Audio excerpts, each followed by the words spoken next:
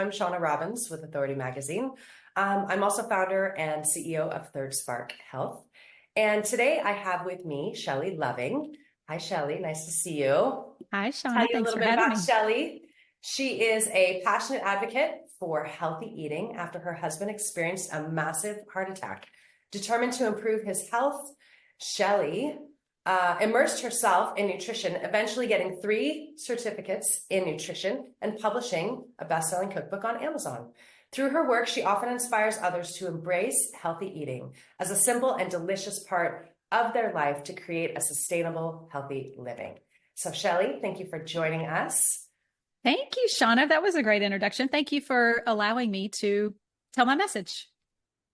Yeah, my pleasure. So today we're going to be talking about the Authority Magazine series that I am hosting called Thriving Through Menopause, Wellness Tips for Women Over 45.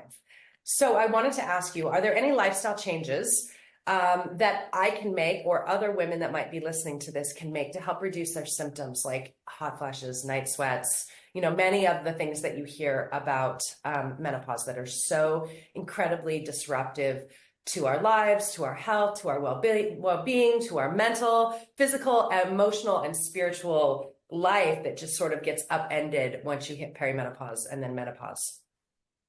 Yes. So, what I teach for most health issues, because I feel like I kind of teach in a blanket, simple way. And what I teach is very applicable to perimenopause and menopausal women.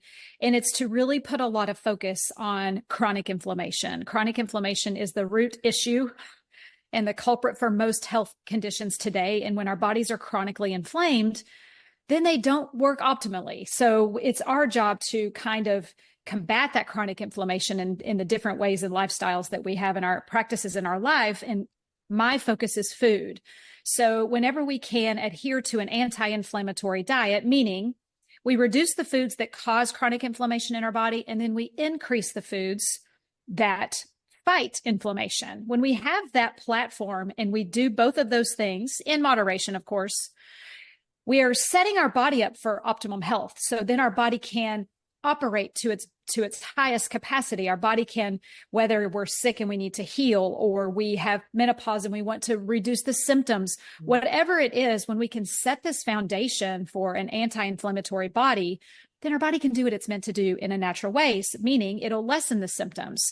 It can begin the healing process. If you're already going through something like cancer or you're in recovery, this can help set the tone for your body getting ready to say, okay, I'm ready to heal. We've gone through hell and back and I'm ready to heal and let's go. But it starts with how inflamed are we and what can we do to actually reduce those to lessen those symptoms? All right, that's great. I know when I was going through perimenopause, I'm 52 now, so I am on the other side of that, but it was debilitating. The night sweats were debilitating. I mean, the hot flashes would only hit me at 3 o'clock in the morning. I didn't have them during the day, which I was lucky at, because I hear these stories of women that are like running business meetings or, running for an airplane or whatever. And it's just like, they're drenched, right? Yep. In sweat. I saw this interview yesterday with Oprah and she was talking about how she was like on the red carpet and it just like, a hot flash hit her and she was literally just like sweat was pouring out. And so, I mean, I can't imagine how challenging it would be to be in the public eye and have that happen because there just hasn't been, menopause just has had such a hush hush kind of thing around it for so many generations, for so many women.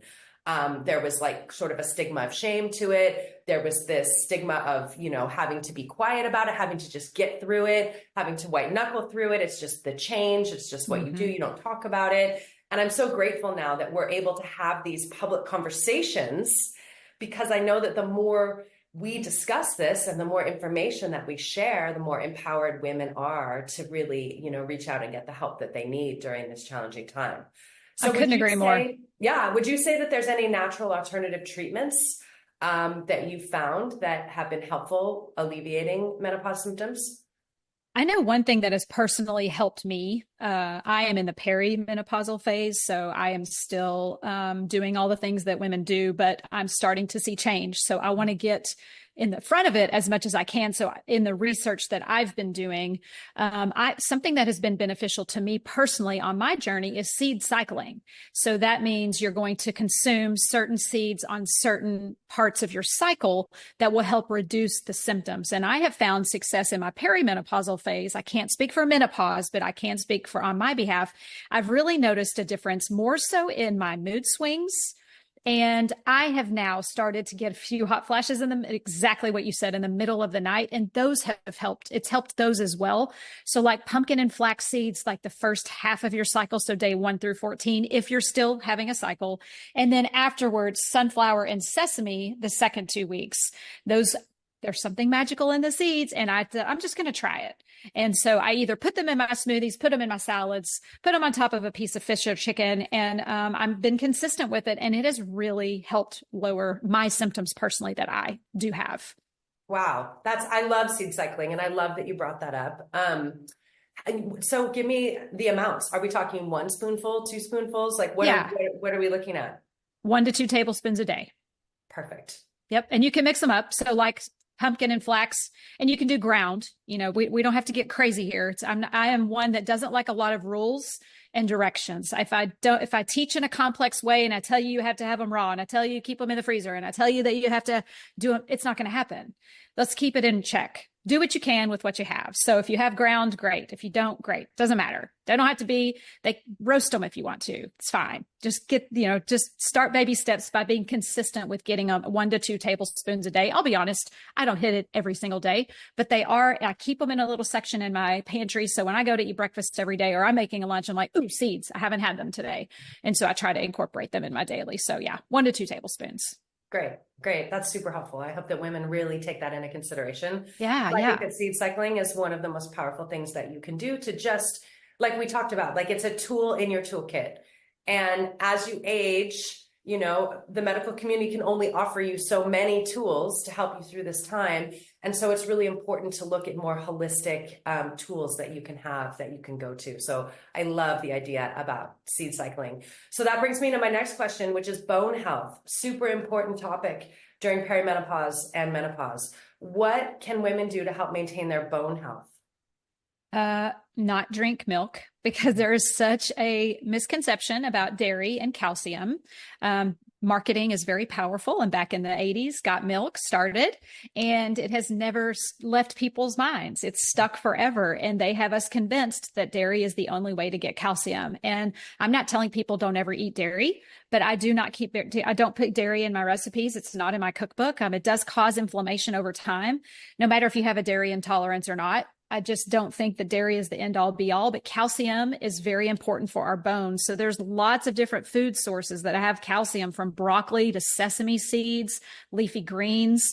There's lots of options for calcium that don't contain dairy. So I would like, if I could give any advice, it's for your bone density, make sure you're getting adequate amounts of calcium. However, don't rely on dairy sources for your calcium. Great. I love that.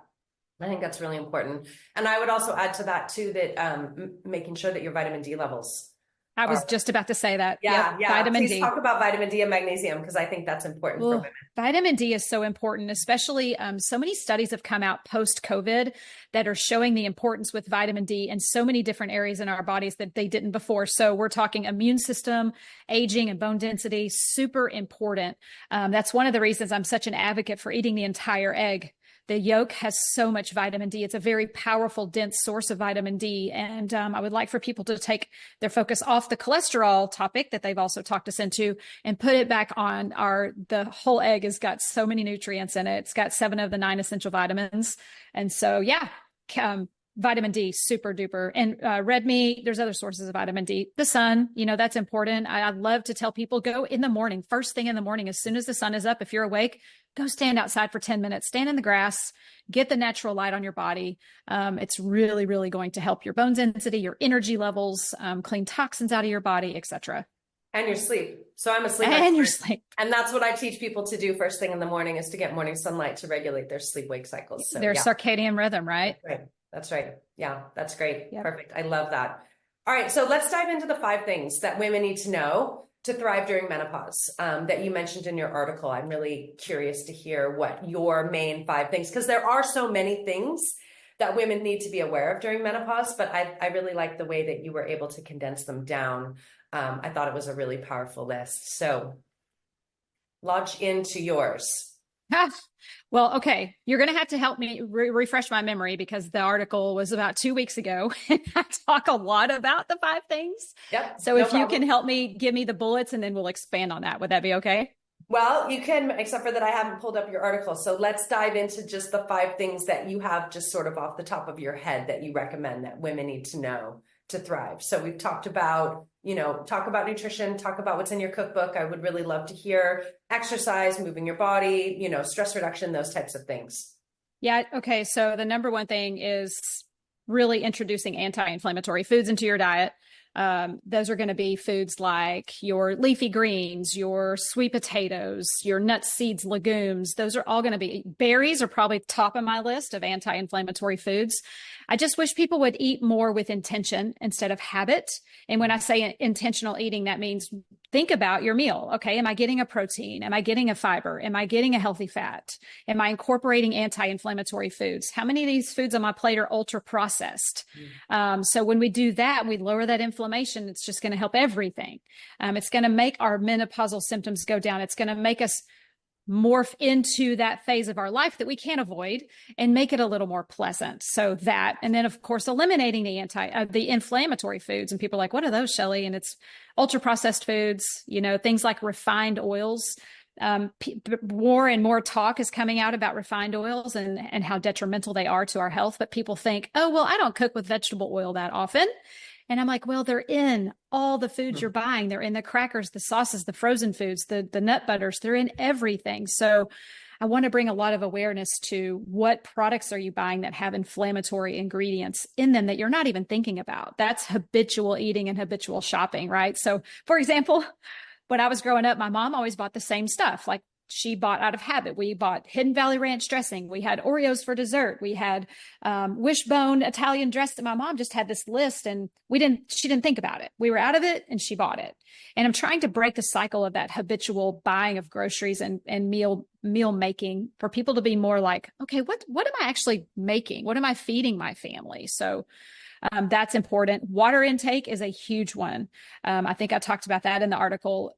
Just by drinking adequate amounts of water, we are flushing so many toxins out of our body so our body can work better. We sleep better.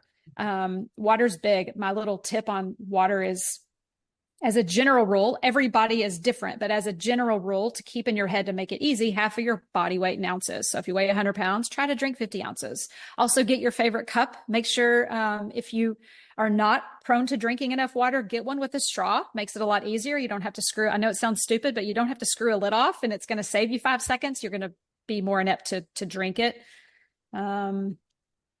Sleep is super important. You are the sleep expert. I don't want to talk too much about that because you could talk way over my head, but sleep is everything. And having a routine, a very distinct routine is very important for your hormonal health. So those would probably be my top. And exercise, of course. Just move your body. I'm not an exercise expert. I'm not a fitness expert, but move every day. Even walking, I'm sure there are so many studies coming out of the power of walking. Just 30 minutes a day, 20 minutes a day, whatever you can squeeze in, but move your body, do jumping jacks, get a rebound, little mini trampoline and jump for 5 minutes, just something to move your body. Yeah, I love that. The trampoline is great. You know what I just actually got yesterday was one of those weighted vests that I can wear while I'm walking. I'm really excited to try it out. I guess I want to hear. Let me know because I've thought about getting one as well. I'm in Texas, and so right now I don't know if I could handle it with the heat. Right. Because my clothes are drenched, and I want to because it's so humid. But I'm very interested in that. How much does it actually weigh? Do you know? I went with the smallest one was 5 pounds. And I thought, you know what, I'm just going to give this a try. I'm going to see how it goes. And I passed it around at our family dinner last night. And I said, hey, look what I got. And I had everybody guess the weight of it.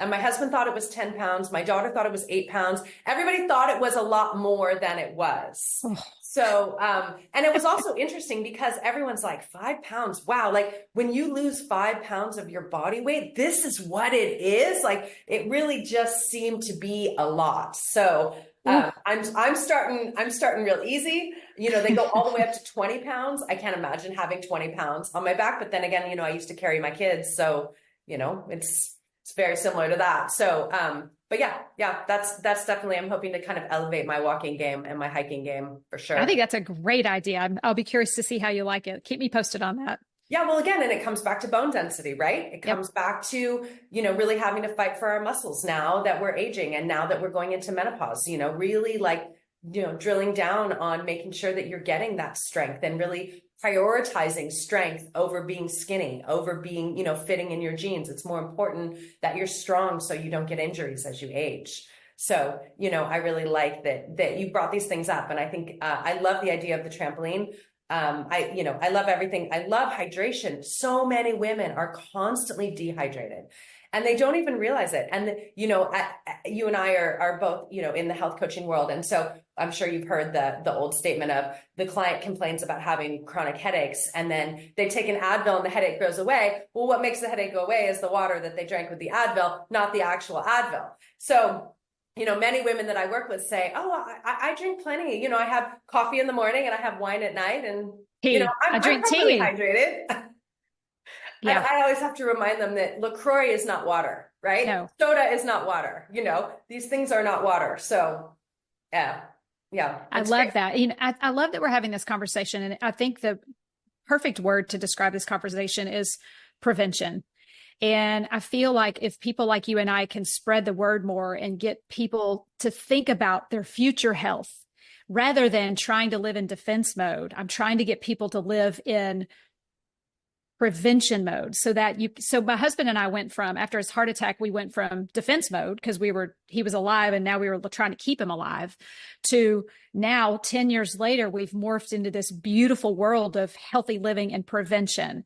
And I just wish there were more people like you and I having these conversations so that women can ease into menopause and perimenopause more gracefully and have the tools that they need to be prepared for it instead of living in defense mode.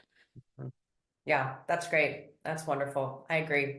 You know, and our medical community is so great at crisis care, but not great at preventative care. So I agree with you. I wish there were more health coaches. I'm really glad that we were able to have this conversation today.